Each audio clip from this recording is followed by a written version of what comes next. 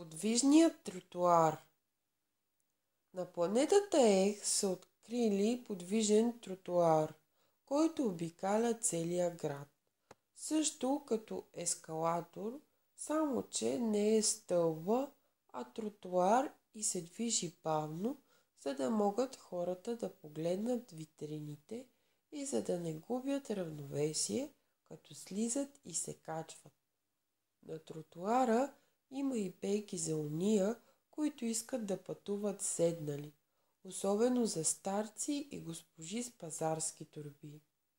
Старците, които са се уморили да седят в градските градини и да гледат все едно и също дърво, отиват да направят една разходка с тротуара. Седят си удобно и сияят.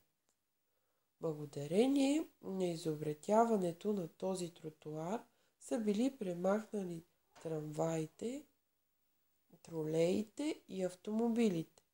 Все още има улици, но те са празни и служат на децата да играят на топка. И ако някой общински пазач се опита да им я отнеме, глобяват го.